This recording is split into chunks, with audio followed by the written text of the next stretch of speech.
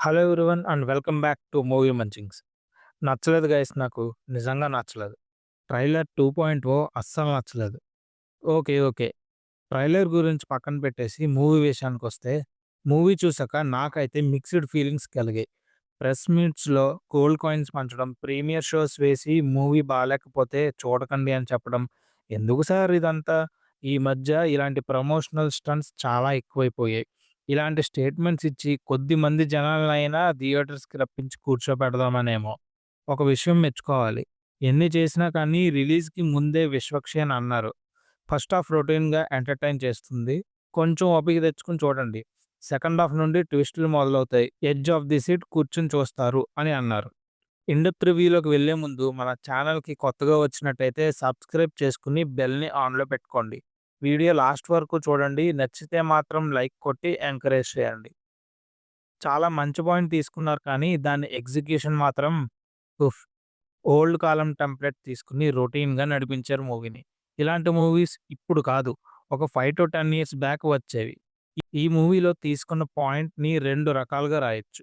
ఒకటి thriller and రెండోది drama. థ్రిల్లర్‌గా రాసి ఉంటే ఎంగేజింగ్‌గా ఉండేది. కానీ డ్రామాగా రాశారు. మూవీ బాలేదు అని నేను అనట్లేదు. జస్ట్ యావరేజ్ అని అనిపించింది. మూవీ నన్ను ఎంటర్‌టైన్ చేసింది. కొన్ని సీన్స్‌లో నవ్వుకున్నాను. కొన్ని సీన్స్‌లో ఎంగేజ్ అయ్యాను. బట్ మూవీ మాత్రం కొంచెం లాగ్ అయింది. 2 అవర్స్ 30 మినిట్స్ రన్ టైమ్ ఉంది.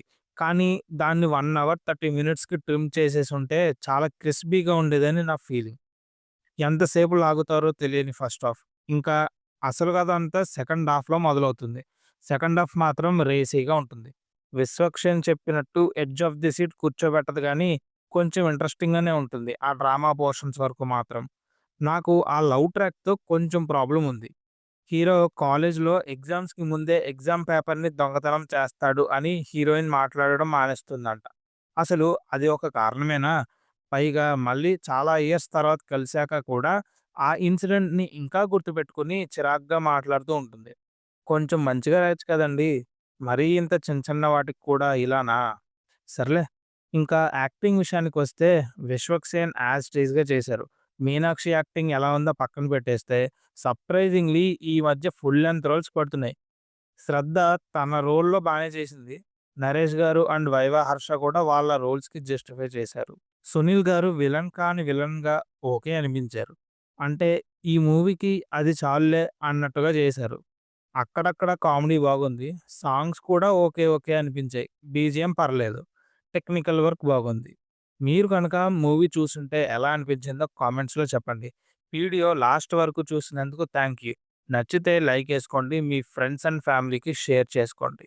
మన ఛానల్‌కి కొత్తగా వచ్చినట్టయితే సబ్స్క్రైబ్ చేసుకొని బెల్ నోటిఫికేషన్‌ని ఆన్‌లో పెట్టుకోండి. ఇంకొక వీడియోలో కలుద్దాం.